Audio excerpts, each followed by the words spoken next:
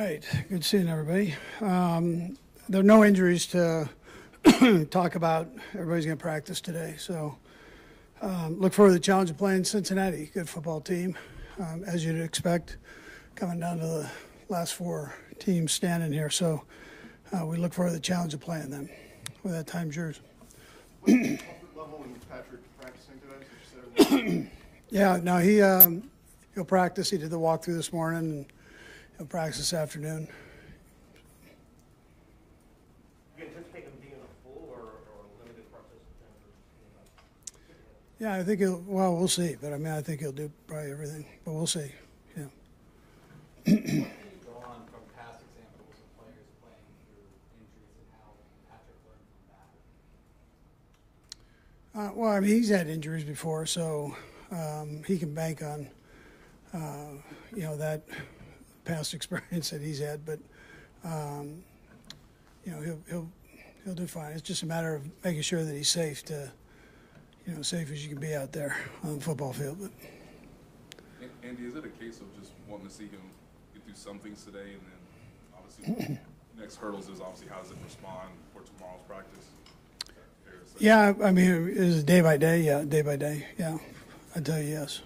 Is there one or maybe two things you want to see from him today in practice, just to ensure that you guys are headed in the right direction? Well, just how he functions. He did well in the walkthrough, and we'll just take the next step, Nate. Just see where he's at with it and go with it. Yeah. Coach, when it comes to McCole, you guys backed off last week, and it sounds like today. Just where is he at? Yeah, he feels better than he did the last couple of weeks. So that move looked like it worked to this point. And then again, we'll just see how he does every day here, and he seems to be in a good place. Yeah. Andy, you've spoken about this before, but Kadarius seems to have found a unique spot within the offense, and I wonder if you could elaborate a little bit on how he's been able to do that both physically and also with his ability to grasp the offense. Yeah, well, the main thing was that, excuse me, is that he, the hamstring was healthy. That was kind of the hang-up. And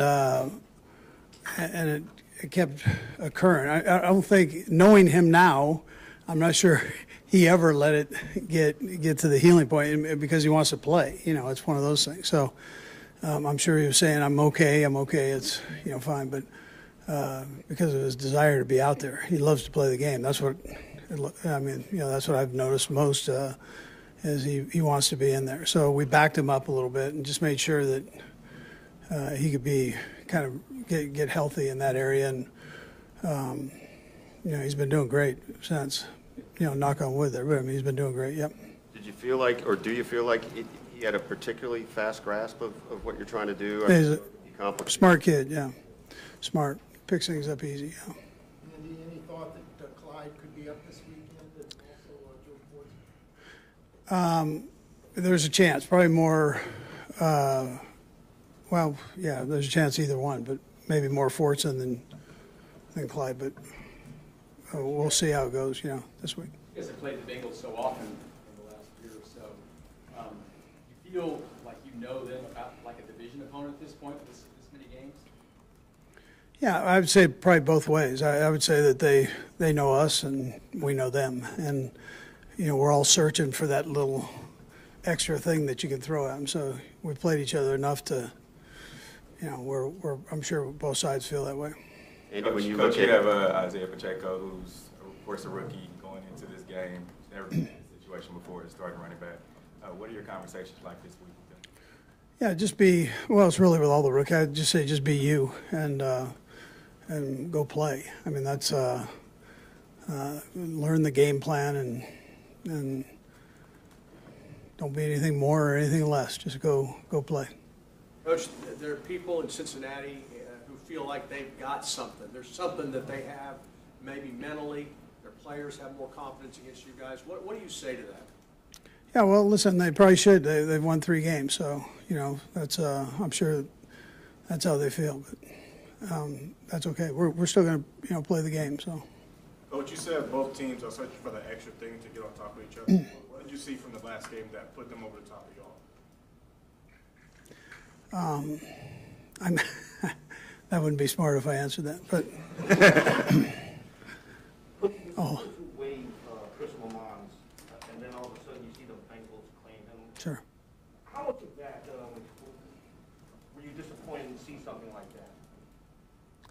I mean, that's part of the game. That happened. I'm glad he hooked on with another team, so we'll be all right. Andy, I know, like you said, you weren't going to elaborate on specific points of, what got you a win or a loss, but I do wonder, you look at the 3 games with the Bengals, is there a commonality of self-induced mistakes that will be a point of emphasis with Yeah. this week, or any more than usual? Or? Yeah, against good teams, you can't do that, right? So our guys know that. And 2 good teams playing each other, the littlest thing can throw it to the side, so you got to take care of the ball. Yeah. Andy, anything, we asked when you faced Jacksonville, if there's anything different you'd seen from the November match then. You feel the same way about Cincinnati? Is it kind of the same things you've seen out of them since it's so recent that you've played them last, or is there anything you see different? Yeah, I'd just tell you they're a real good football team. They're not they don't have a lot of weaknesses on either side of the ball or special teams. So, it's that part hasn't changed from the first time we played them. They're good, or they wouldn't be here at this round. So, that'd be it. Andy, it's an AFC Championship game. The guys are going to be up regardless. But do you sense that playing this particular team means something to your players? Yeah, whoever they're going to put in front of you right now, I mean, that's you're going to be up for the game. I mean, that's and then these 2 teams compete well against each other, and so I think both teams will do that. Yeah. And you mentioned the Pat's battled through injuries before in the past, and he's played well battling through them. But I guess, is he more prepared to handle it now as opposed to years past in terms of mentally playing the spot or handling it in any capacity? Yeah, I would probably tell you yes. Yeah, I mean, he had a couple injuries in college that he fought through, but he's had in the NFL with all the games that you play, very seldom you get to this point without having something. And that's just how it goes. And so I think he's, I mean, he knows it.